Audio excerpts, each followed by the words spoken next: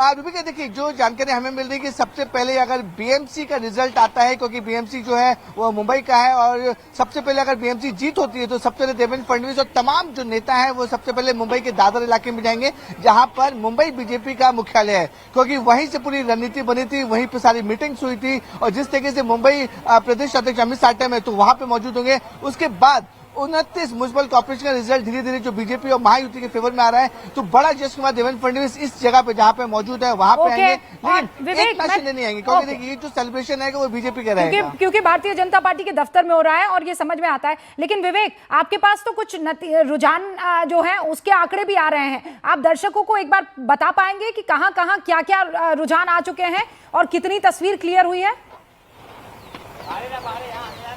देखिए, सबसे ज्यादा अगर सबकी नजरें हैं वो है मुंबई बीएमसी में महायुति आगे चल रही है, बीजेपी के नंबर्स अच्छे हैं, शिवसेना के साथ शिंदे कैंप के साथ लड़ रही है, उसके नंबर्स अच्छे हैं।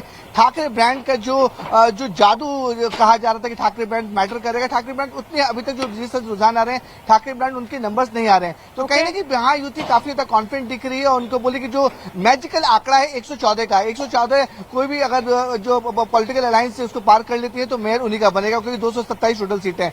दूसरी अहम सीट है पिंपरी चिंचवड़ और पुणे, वहां पे दावा किया जा रहा था कि शरद पवार अजीत पवार एक साथ लड़ रहे हैं, गढ़ है उनका रूबिका, मैं आपको बता दूं उनका गढ़ माना जाता है, इसलिए दोनों चाचा भतीजे साथ चुनाव लड़ रहे हैं। लेकिन बीजेपी ने वहां भी अपनी बाजी मार ली है, ऐसा दिख रहा है, क्योंकि पिंपरी चिंचवड़ और पुणे में लगातार बीजेपी दोनों म्युनिसिपल कॉर्पोरेशन में आगे चल रही है। तो बड़ा झटका बोल सकते हैं कि अगर बीजेपी ने पिंपरी चिंचवड़ और पुणे निकाल दिए तो बड़ा झटका होगा शरद पवार और अजित पवार के लिए। ये दो महत्वपूर्ण जगह है, पुणे और पिंपरी चिंचवड़, जहां पर महायुति एक नहीं है, इंटैक्ट नहीं है, और इसीलिए इंपॉर्टेंट हो जाता है थाने और पिंपरी चिंचवड़ के नतीजों को भी देखना।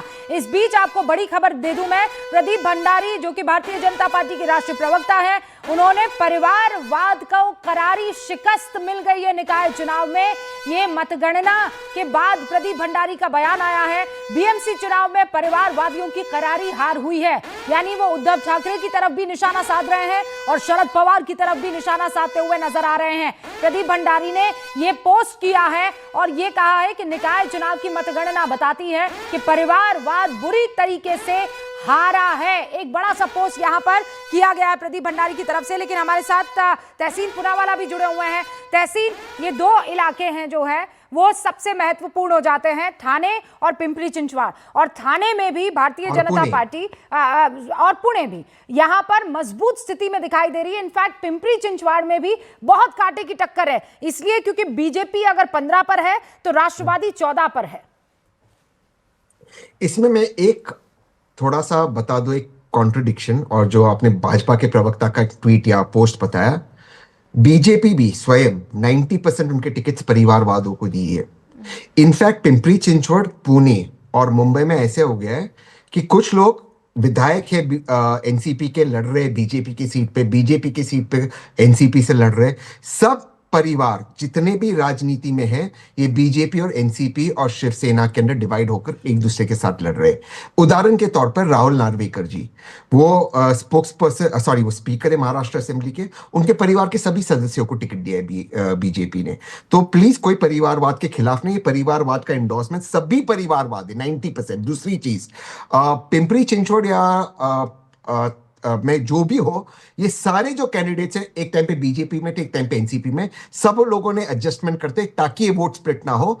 एक आपके पहले वाले शो में किसी ने कहा कि विपक्ष भी हम रहेंगे, सरकार में भी हम रहेंगे, तो ये चीज महाराष्ट्र के अंदर हो गई। अनफॉर्चुनेटली है, वो नवीन जी ने कहा था, नवीन बाबू, नवीन जी, तो ये सच है, ये सच है। महाराष्ट्र की पॉलिटिक्स ऐसी होगी, आप सोचिए, आप इस हद तक सोचिए कि एमएनएस और लेफ्ट पार्टीज एक साथ आ गई।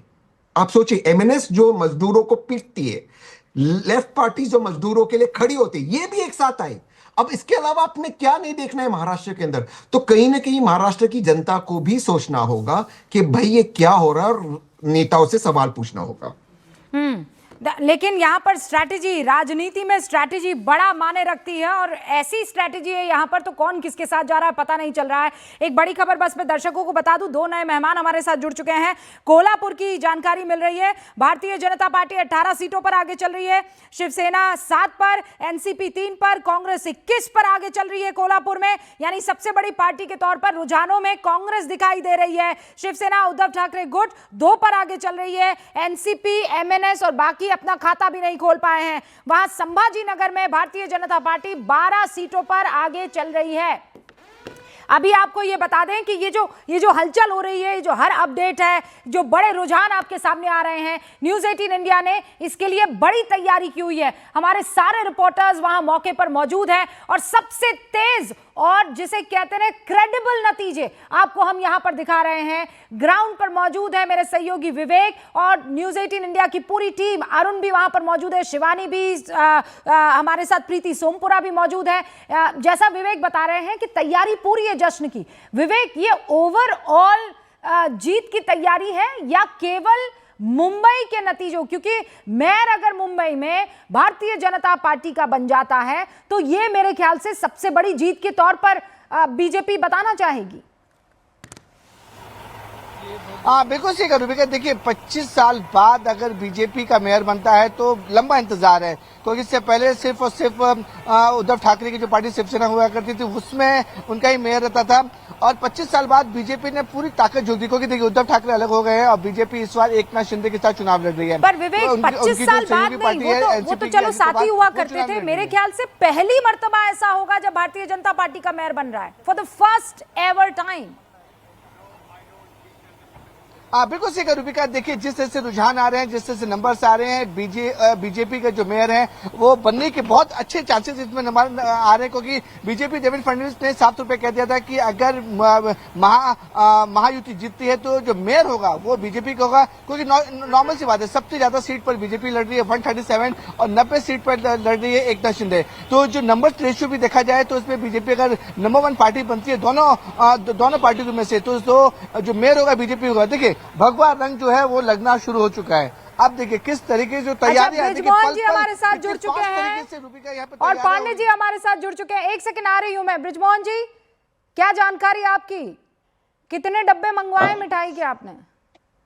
देखिए मिठाई के डब्बे तो बुलवाए हैं और रुझान तो पूरा हम लोगों को आपके माध्यम से ही मिल रहा है, क्योंकि मैं सोचता हूँ शायद न्यूज़ 18 का सबसे अच्छा कवरेज है इस मामले में।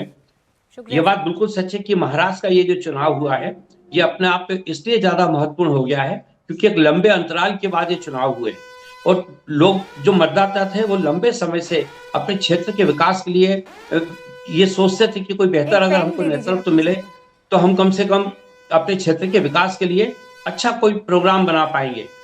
इस पूरी चीज को इस बार के इलेक्शन ने आम मतदाता को इसलिए प्रेरित किया है कि वो मतदान केंद्र तक पहुंचे और ज्यादा से ज्यादा वोट दे।